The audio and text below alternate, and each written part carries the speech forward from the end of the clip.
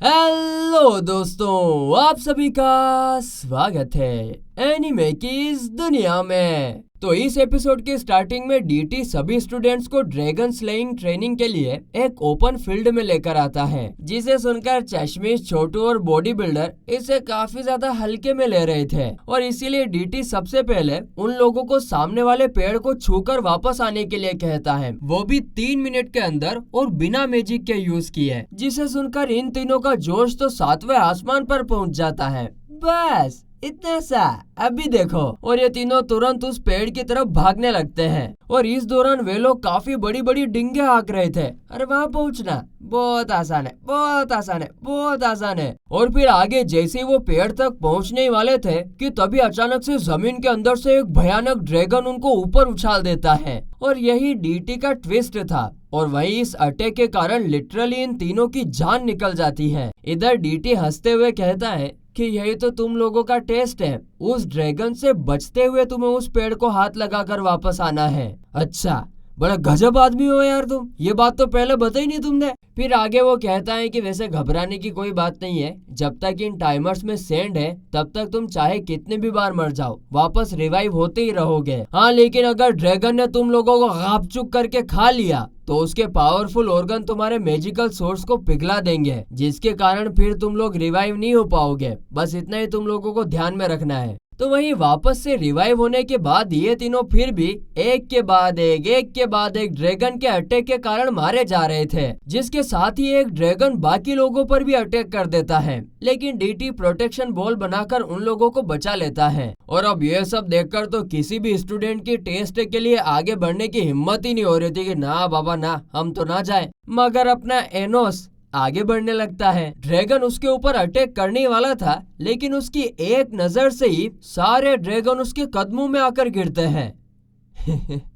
क्यों भाई? इसके बाद एनोस उससे उनके नेस्ट तक लेकर जाने के लिए कहता है, जिसे सुनकर एक ड्रैगन उसे अपने साथ अंडरग्राउंड वर्ल्ड में लेकर जाने लगता है, जिस दौरान उसके साथ साशा और मीशा भी होते हैं। और उनकी बातों से हमें पता चलता है कि पिछले एपिसोड में जो ओरेकल की गोडेस ने एनोस को कहा था कि अगर उसे जजमेंट सिलेक्शन के बारे में और जानना है तो वो अंडरग्राउंड के वर्ल्ड में जाकर पता लगाए, और ये वही हो रहा है। इसके बाद जैसे ही वो लोग सुरंग से बाहर निकलते हैं तो उनकी आंखें चकाचौंध रह जाती है, क्योंकि वहाँ पर एक पूरा छोटा सा वर्ल्ड बसा हुआ था, जिसे देखकर एनोस कहता है कि ये जरूर 2000 साल पहले का बसा हुआ होगा, लेकिन इसके बारे में तो मुझे भी कुछ पता नहीं है। फिर आगे जैसे ही वे लोग वहाँ पर आगे बढ़ते हैं तो एनोस फिर से किसी को बाहर निकलने के लिए कहता है, और पिछली बार की तरह इस बार भी वो बंदा और कोई नहीं बल्कि ओरेकल था। वो उन लोगों को एक बड़े से गेट के पास लेकर जाता है, जिसे डिवाइन गेट भी कहा जाता है। फिर आगे ओरेकल की गोडेस आर्के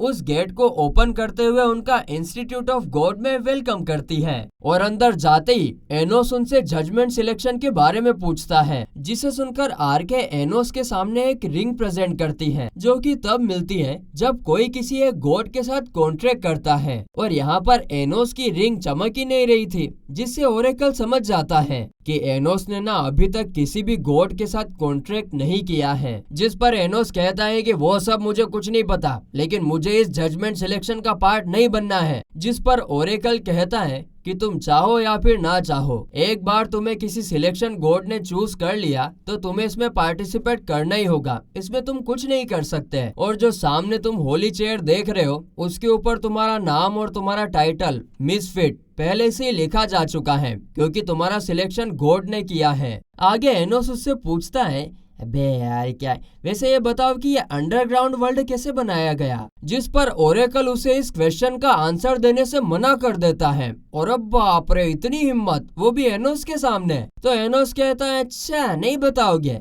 ये एक स्कूल है ना, तो यहाँ पर हिस्ट्री की बुक तो जरूर होगी, चलो वहाँ जाकर चेक करते हैं। लेकिन जाने से पहले ओरेकल उसे वार्न करता है कि इस होली सिटिंग हॉल के अलावा पूरी सिटी में फाइटिंग अलाउड है, और अगर तुम ऐसे बाहर गए तो हर कोई तुम्हारे साथ फाइट करके तुम्हारे सिलेक्शन गॉड को हासिल करना चाहेगा। लेकिन एनोस इस पर ज्यादा कुछ नहीं कहता, कौन इस बुड़बक से अब बकलोली करे, और साशा और मीशा के साथ वहाँ से निकल जाता है। इसके बाद वो लोग एक लाइब्रेरी जैसी जगह पर आते हैं जहाँ पर कई सारे स्टूडेंट्स स्टोन्स पर लिखी हुई एंशिएंट लैंग्वेज को डिक्रिप्ट करने की कोशिश कर रहे थे, लेकिन इधर अपना एनोस सिर्फ उनको देखते ही उसे डिक्रिप्ट कर लेता है और कहता है कि अंडरग्राउंड वर्ल्ड 2000 साल पहले बनाया गया है और यहाँ पर रहने वाले लोगों को ड्रैगनोइड्स कहा जाता है क्योंकि वो ड्रैगन्स के बच्चे हैं। और ये सुनकर वहाँ पर मौजूद सारे स्टूडेंट्स हैरान रह जाते हैं क्योंकि वो लोग इसे काफी दिनों से डिक्रिप्ट करने की कोशिश कर रहे थे।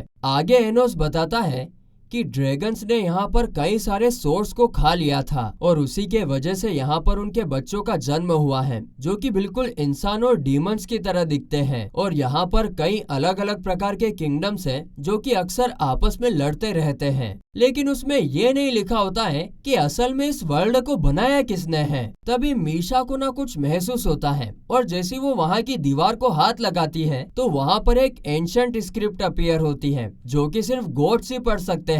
लेकिन किस्मत से कुछ टाइम पहले ही मिलिटिया ने एनोस को ये स्क्रिप्ट पढ़ना सिखाया था और इसीलिए फिर एनोस उसके ऊपर हाथ रखकर उसे पढ़ता है और वो और कुछ नहीं बल्कि इस अंडरग्राउंड वर्ल्ड पर बनी एक मिस्टीरियस शायरी होती है जिसका अर्थ इन तीनों में से किसी को भी नहीं पता होता है। तभी उन लोगों को पीछे से एक टकले महाराज यानी कि टकलू आवाज लगाता है जो कि होली नाइट होता है और सिलेक्टेड 8 में से एक होता है। वो आते ही वहाँ पर अपने गॉड को समन करने लगता है, लेकिन इससे पहले ही झट से एनोस उसके गले को पकड़कर कहता है कि बच्चे, अगर तुम्हें समनिंग स्पेल पढ़ना है तो तुम्हें और फास्ट पढ़ना होगा। और बस इतना कहकर वो टकलू को जलाकर राख कर देता है और फिर नीचे सिर्फ उसकी मैजिकल रिंग गिरती है। लेकिन अगले ही पल उस रिंग में से गोडेस बाहर निकलती है और उस गोडेस का नाम हीना होता है और वो आते ही टकलू को वापस से रिवाइव कर देती है, जिस पर फिर टकलू कहता है तुड़धुम, ये गॉड ऑफ रिस्टोरेशन है जो कि किसी भी चीज को वापस से रिवाइव कर सकती है। लेकिन इस सब से एनोस को कुछ खास फर्क पड़ता नहीं है। वो अगले ही पल उनके ऊपर एक पावरफुल अटैक करता है जिसे पहले तो हिना रोकने में कामयाब होती है, लेकिन काफी ज्यादा देर तक उसे रोक नहीं पाती है और दूर दराज जाके गिर जाती है। उसका ना एक हाथ भी कट चुका था और उसे देखकर टकलू उसे खुद को रिपेयर करने का ऑर्डर देता है, लेकिन जैसे ही वो गॉड यानी हिना ऐसा करती है तो वो हमेशा हमेशा के लिए गायब हो जाती है। और ये सब देखकर टकलू को कुछ भी समझ नहीं आ रहा था। तुड़धुम, अरे ये सब यहाँ पर क्या हो रहा है? तो फिर एनोस उसे समझाता है कि अगर एक मात्रा से ज्यादा रिस्टोरेशन किया जाए तो वो घातक हो सकता है और मैंने उसकी पावर को काफी ज्यादा बढ़ा दिया था, इसलिए जैसे ही तुमने उसे ठीक होने का ऑर्डर दिया तो वो हमेशा हमेशा के लिए खत्म हो गई। जिसे सुनकर टकलू को काफी ज्यादा गुस्सा आता है। तुड़धुम, इसीलिए एक बार फिर वो समनिंग मैजिक करने लगता है, मगर इससे पहले कि वो स्पेल पूरा पढ़ पाता एनोस उसके ऊपर अटैक कर देता है और कहता है कि लगता है कि सिलेक्टेड 8 एक से ज्यादा गॉड को समन कर सकते हैं। तभी स्टोन टेबलेट के सामने टकलू अपीयर होता है और उसकी पूरी बॉडी चमक रही थी क्योंकि इस बार उसने एक लाइट गॉड को समन किया होता है जिसकी पावर्स का यूज करके वो एनोस के ऊपर अटैक करने के लिए लाइट जैसे पार्टिकल में बदलकर एनोस के चारों तरफ घूमने लगता है। यहाँ पर वो कहता है कि वो लाइट की स्पीड में चल रहा है और एनोस उसकी बराबरी कभी नहीं कर पाएगा। लेकिन जब वो उस पर अटैक करता है तो एनोस उसे काफी आसानी से पकड़कर धोबी पछाड़ देता है और फिर अपने डार्क मैजिक का यूज करके उसे स्टेप करते हुए कहता है कि चलो तो फिर मुझे बताओ कि अगर हमने गॉड को डिस्ट्रॉय किया तो जजमेंट सिलेक्शन पर कोई असर नहीं पड़ेगा, सही कहा ना? जिसे सुनकर टकलू तुड़धुम चौंकते हुए कहता है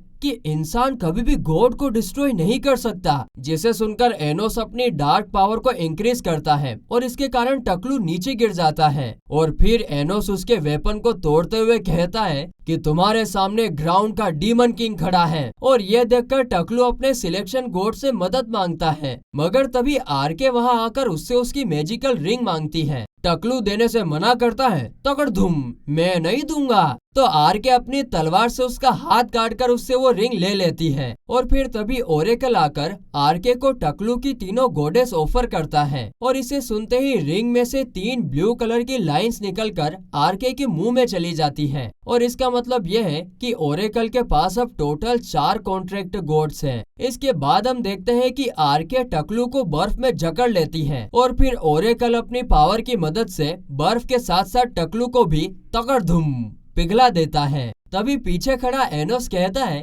क्योंकि तुम्हारी गोडेस आरके अभी मुझे हरा नहीं सकती, तो तुम बाकी प्लेयर्स के गोड को हासिल करके मुझसे लड़ने की तैयारी कर रहे हो क्या? जिस पर ओरेकल ज्यादा कुछ नहीं कहता और वहाँ से चला जाता है, क्योंकि उसे साफ साफ पता है कि वो अभी अपने डीमन किंग एनोस के सामने छोटी उंगली जितना पावरफुल है। जिसके बाद आरके एनोस को वापस ऊपर जाने की सलाह देकर वहाँ से गायब हो जाती है। लेकिन ये देखकर साशा और मीशा को लगता है कि आरके जरूर कुछ तो प्लॉट कर रही है। तो वहीं मीशा कहती है कि आरके बाकी के गोड से काफी ज्यादा अलग है, क्योंकि गोड्स के पास कोई इमोशन नहीं होते, मगर आरके के पास इमोशंस है। तो वहीं दूसरी तरफ बाहर ड्रैगन एक स्टूडेंट को उठाकर फेंक देता है, लेकिन एकदम सही टाइम पर आकर एनोस उसे हवा में ही पकड़ लेता है। आगे वो स्टूडेंट एनोस को बताता है कि एक ब्लू बूढ़े आदमी से एक कौवा मिलने के लिए आया था और वो लोग उसी मैजिकल रिंग के बारे में बात कर रहे थे। साथ ही में वो ये भी कह रहे थे कि वो सिटी में और ड्रैगन्स को भेजेंगे।